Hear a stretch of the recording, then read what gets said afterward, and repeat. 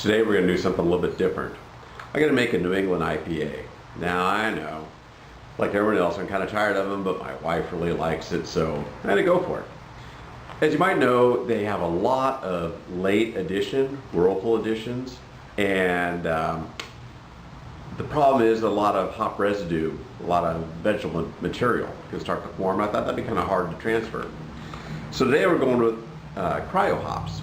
Essentially hops that have been frozen, the lupulin extracted, and they come in these little pellet-sized tablets. So let's just take a look at that. I've never used them before. I thought this would be a good recipe to try. Yeah, so it looks just like hot pellets that we've used in the past, but as I understand, far less residual matter in the kettle, which should make transferring a heck of a lot easier.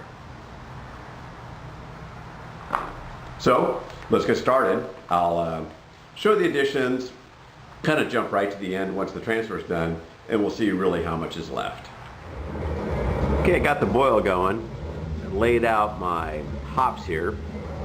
It's going to be a 15-minute addition, then run it flame out, and then some in the Whirlpool or hop stand. The other thing that I noticed after I talked to you last time was, if you look closely at the packages here, the alpha percentage, very high.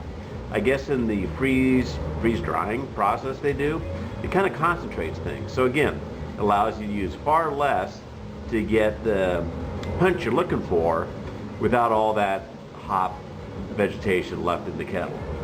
So we'll be adding the first little bit in about 30 minutes now, and I'll keep you posted.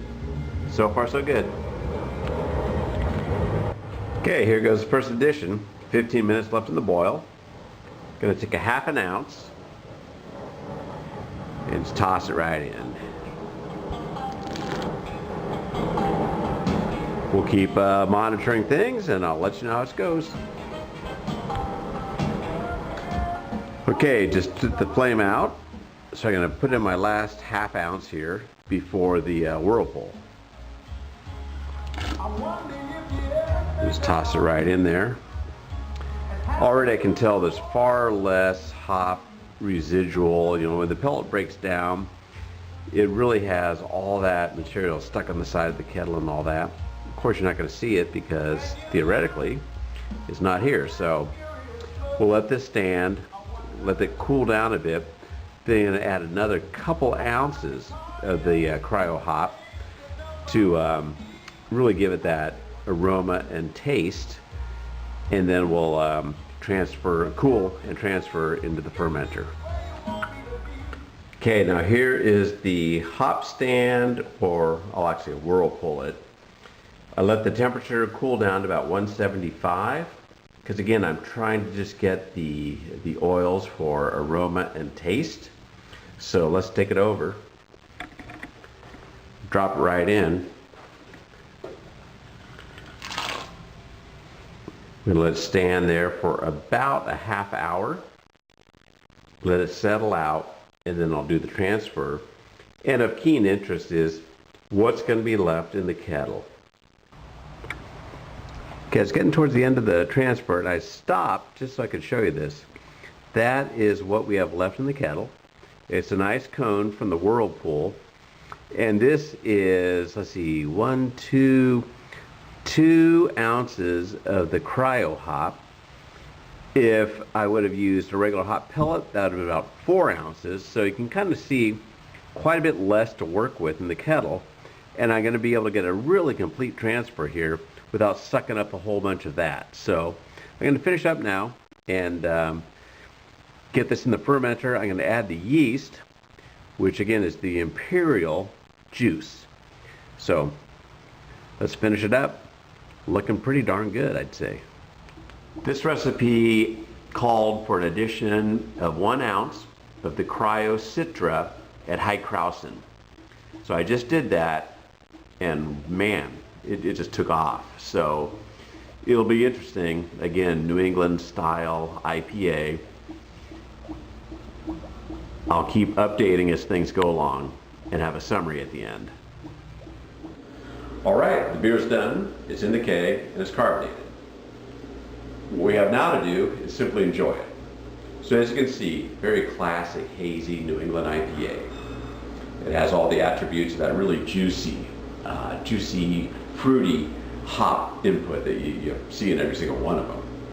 What really made this possible for me is the use of these cryo hops. So the cryo hop, again, is frozen with nitrogen, the lupulin extracted, and then put together back into a pellet form. And so what you really wind up with is a density that's almost twice what you'd have in the T90. In fact, every aspect of the hop, you could think about it as a multiplier by 2. It costs twice as much, but you use half as much. You have half as much residual through the brewing process because, again, of that concentration of the lupulin into the standard looking pellet. And so with that, you really mitigate the impact of hop absorption of your beer. This particular one, I wound up with a full 5 gallons in the keg, which after a long brew day, a long process time, it really is rewarding to see that keg full. That probably would not have been the case had I used standard T90s, or just think about it, cone hops. I think that's just unimaginable because of the amount of loss due to the hop absorption. So at the end of the day, I would say I will definitely keep the cryo hop in my toolbox. I may use that as a dry hopping hop for some of my standard IPAs. Just again, experiment around with that. I think the results are very good, and I really at this point in time see no reason not to use them. So I hope you enjoyed this video. I sure enjoyed making it myself. I enjoyed making this beer, and I'm really enjoying drinking it. So we'll catch up with you next time, and look forward to that. Take care now.